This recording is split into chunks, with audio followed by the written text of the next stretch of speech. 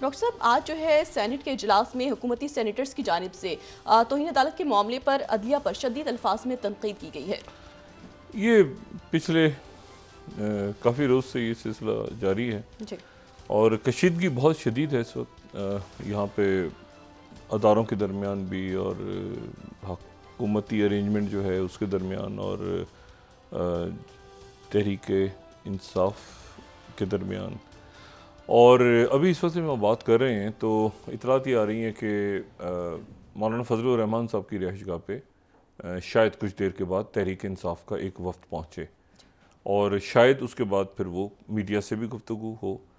और पस मंज़र में डायलॉग पिछले चंद रोज़ से जारी हैं तहरीक इंसाफ के और मौलाना फजलुर रहमान साहब के, यानी जमीयत उलमा इस्लाम के। और उसमें कलीदी किरदार जो है वो अदा कर रहे हैं महमूद ख़ान अचकज़ई साहब। तो ये अभी वक्त कुछ देर में पहुँचेगा, अब हमारे पास जो इतलात हैं, और अभी तक लेकिन नहीं पहुँचा। मीडिया वहाँ पे मौजूद है मौलाना साहब की रिहाइशगाह पे। एक तो ये डेवलपमेंट हो रही है, दूसरी यह है कि जो अदालतें हैं वो अदालतों से जो रिलीफ मिल रही है इस वक्त तहरीक इंसाफ के रहनुमाओं को, उसके ऊपर जो है वो जो हुकूमती बेंचेस हैं वहाँ से जो है वो ख़ास तौर पे, सब तो नहीं कहूँगा लेकिन जैसे फैसल वार्डा साहब की तरफ से तनकीद हुई है अदालत के ऊपर कि भाई ये उन पे जो इल्ज़ाम लगाया है वो क्यों लगाया गया है। और इसी तरह से जो मुख्तलिफ मुकदमात में फिर रिलीफ मिल रही है उनके रहनुमाओं को। और ये जो टेरियन वाइट केस था इसको अदालत ने जो है वो नाकाबिल समाअत करार दिया, तो उसके नतीजे में यहाँ पे एक आप समझें कि वो केस ही नहीं बन सका। मतलब अदारे जो हैं शायद वो केस ही नहीं बना सके जिसकी वजह से, और ये जो साइफर केस है ये भी अब देखें किस रुख पे जाता है। कोई 11 माह और 20 दिन के बाद कल रात को रिहा हुए हैं परवेज़ इलाही साहब। चौधरी परवेज़ इलाही साहब की जो रिहाई है वो 11 माह 20 रोज़ के बाद हुई है और वो उसके बाद फिर अपनी रिहाइशगाह पे पहुँचे। पहले ये इतलात आ रही थी कि शायद उनको दोबारा गिरफ़्तार कर लिया जाएगा, लेकिन फिर वो अपनी रिहाइशगाह पे पहुँच गए।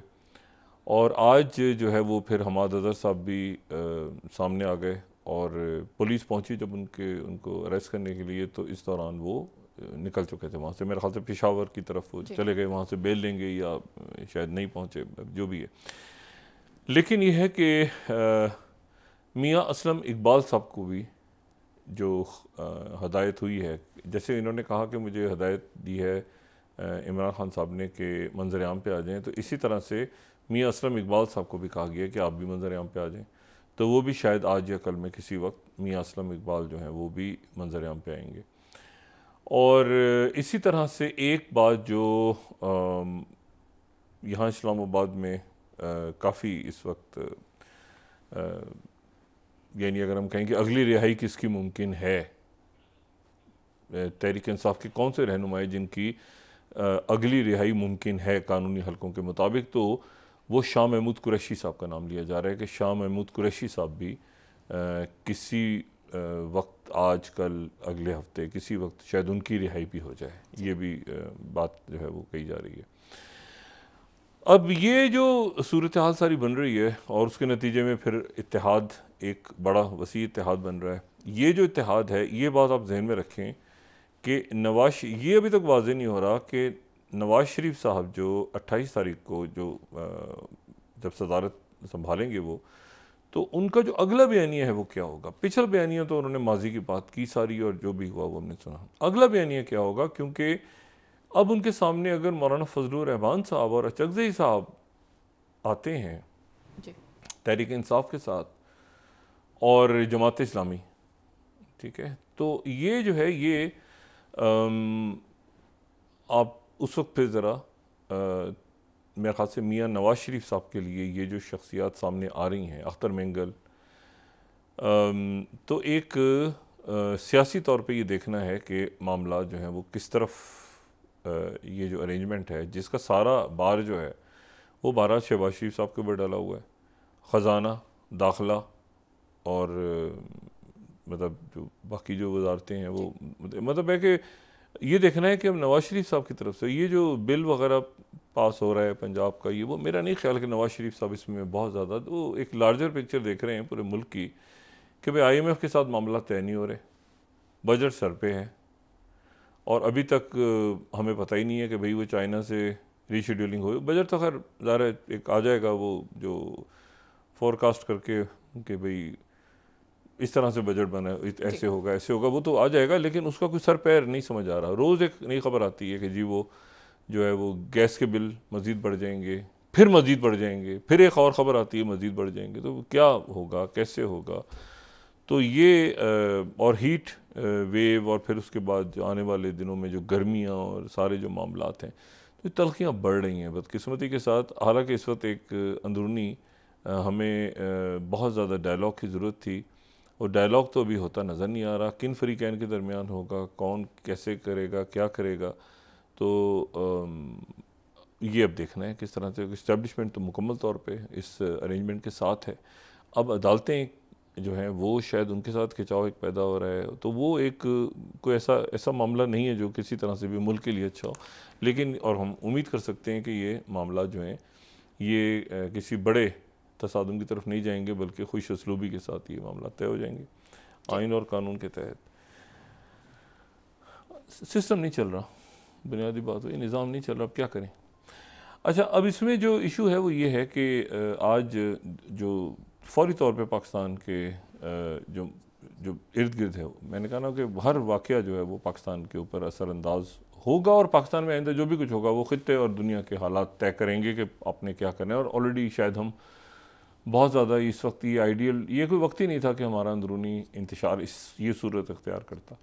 हमारे पड़ोस में एक बहुत बड़ा सानिया पेश आया है, और सदर इब्राहिम रईसी का दुनिया से जाना अपने वज़ीर ख़ारजा के साथ, और बाकी जो शख्सियात आज उनकी वहाँ पे आखिरी रसूमात जो हैं वो तेहरान में और अदा की गई, वहाँ पे आयतुल्लाह ख़ामेनी हमें नज़र आए, लाखों की तादाद में मजमा था और लोग रो रहे थे, सोग में थे।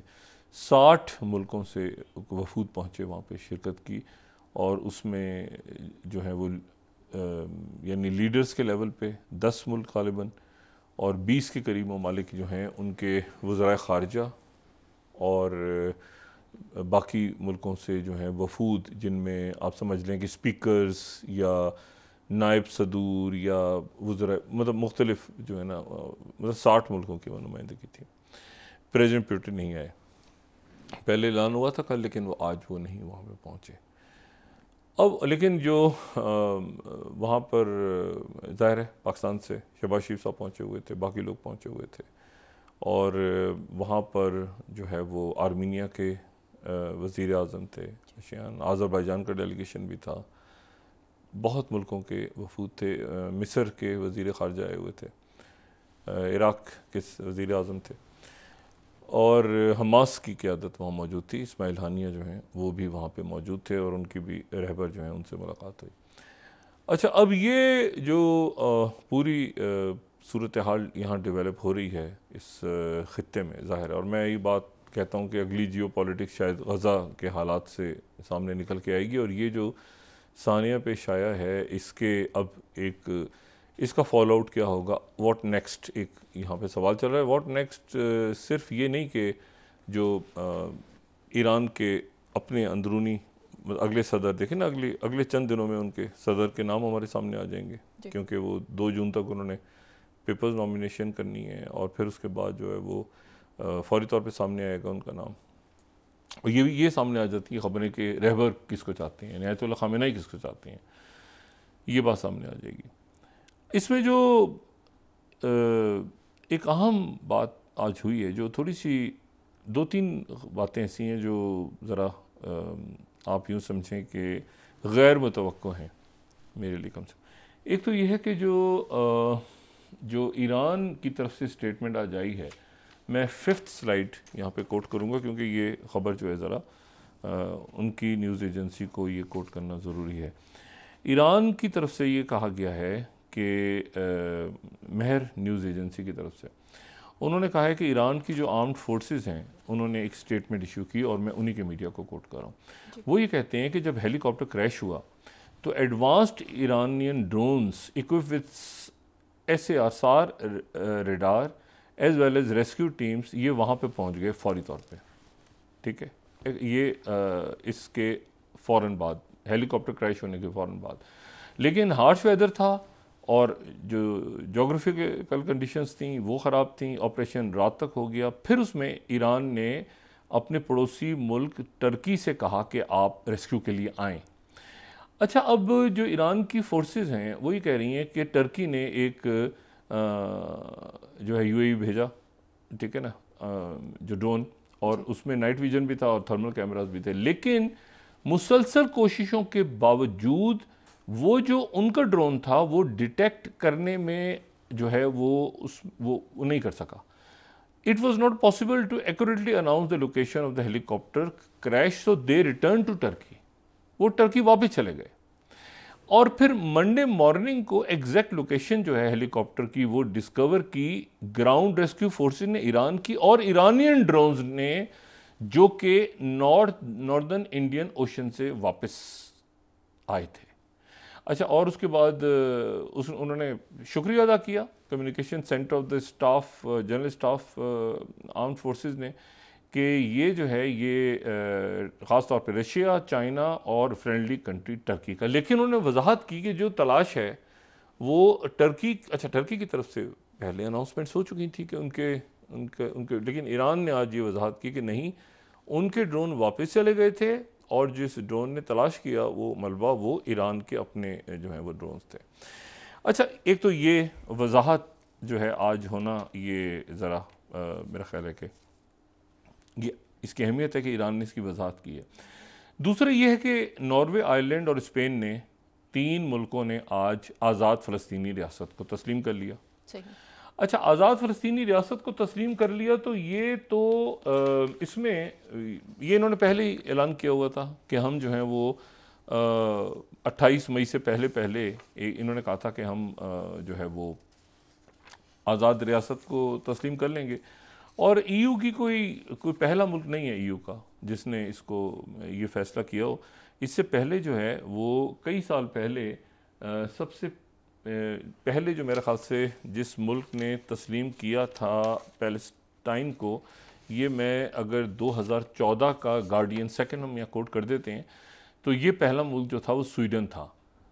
30 अक्टूबर 2014 का गार्डियन हम दिखाएं तो स्वीडन ने सबसे पहले ईयू का मुल्क था। Sweden becomes first EU member ये 2014 में। अच्छा, और उन्होंने स्टेट ऑफ पैलेस्टाइन को रिकग्नाइज़ किया था।